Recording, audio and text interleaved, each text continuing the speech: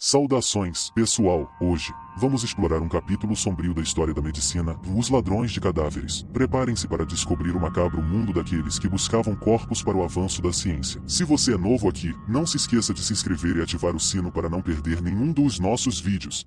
O estudo de cadáveres humanos em aulas de anatomia é uma prática relativamente recente. Galeno, que viveu no Império Romano entre os séculos 2 e 3 e é considerado o primeiro anatomista do mundo, nunca abriu um corpo humano. Mesmo tendo escrito um tratado que por séculos foi a Bíblia da anatomia humana, só tinha experiência em dissecar porcos, macacos e outros animais. O uso de cadáveres em aulas de anatomia só virou prática comum bem depois. A primeira dissecção de que se tem registro na Europa foi feita em 1300, na Universidade de Bolonha. Em 1319, 4 estudantes foram presos por violar uma sepultura, no primeiro caso de roubo de corpo de que se tem notícia. Muita gente via a dissecção como um desrespeito ao morto e, por isso, muitas vezes elas eram feitas em segredo. Leonardo da Vinci, por exemplo, manteve as anotações de seus estudos anatômicos escondidas em lugares tão seguros que elas só foram ser descobertas 300 anos depois, no Reino Unido. Entre os séculos 16 e 17, as escolas de anatomia utilizavam em suas aulas corpos de criminosos condenados à forca, para os quais a dissecção era vista como punição adicional. Além disso,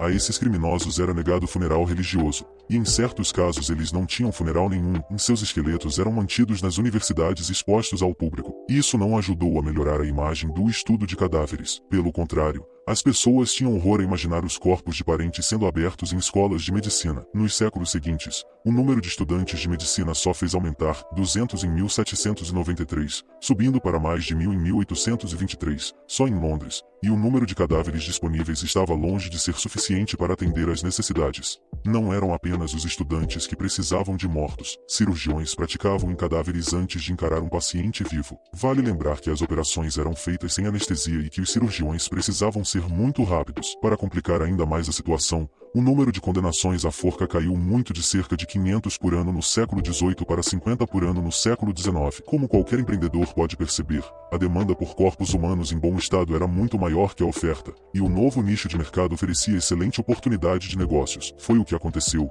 com o surgimento de uma nova categoria de prestadores de serviço, os ladrões de corpos ou, como eram chamados popularmente, ressurrecionistas. A lei britânica na época tinha penas severas para ladrões de sepulturas, mas isso só se aplicava a quem roubasse os pertences do morto. A lei não falava nada sobre roubar os próprios mortos. Os ladrões de túmulos invadiam os cemitérios, cavavam os túmulos de pessoas recém-enterradas. Normalmente a localização da sepultura era descoberta por espiões que se infiltravam em enterros. Eles abriam o caixão onde ficava a cabeça, passavam então uma corda ao redor do pescoço e puxavam o corpo. Retiravam toda a roupa, joias e o que mais houvesse de valor para não correr os riscos de serem presos. Colocavam tudo de volta no caixão, cobriam com terra, punham o cadáver num saco e se dirigiam para a escola de medicina mais próxima. As famílias dos mortos, com medo de que os corpos acabassem sendo usados para o que consideravam um fim desonroso, faziam vigília durante as noites ao lado da sepultura, por tempo suficiente para garantir que o cadáver começasse a se decompor e deixasse de ser interessante para os ladrões. Os mais abastados usavam caixões revestidos de ferro ou chumbo. Outros colocavam as chamadas mortsafes, grades sobre os túmulos. Mesmo com todas as precauções, o negócio dos ressurrecionistas ia de vento em popa. De acordo com Simon Chaplin,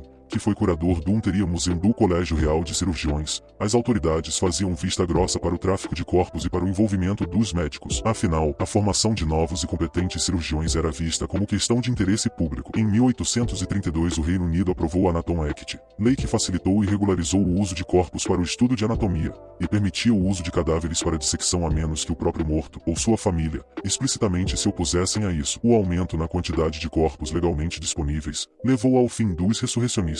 E assim, exploramos o sombrio submundo dos ladrões de cadáveres, indivíduos que estavam dispostos a roubar almas silenciosas em busca de progresso científico. Lembrem-se de que o avanço da medicina não justifica os horrores cometidos no passado. Se você ficou intrigado com essa história, deixe seu like e compartilhe este vídeo. Fiquem ligados para mais conteúdo fascinante aqui no nosso canal. Até a próxima!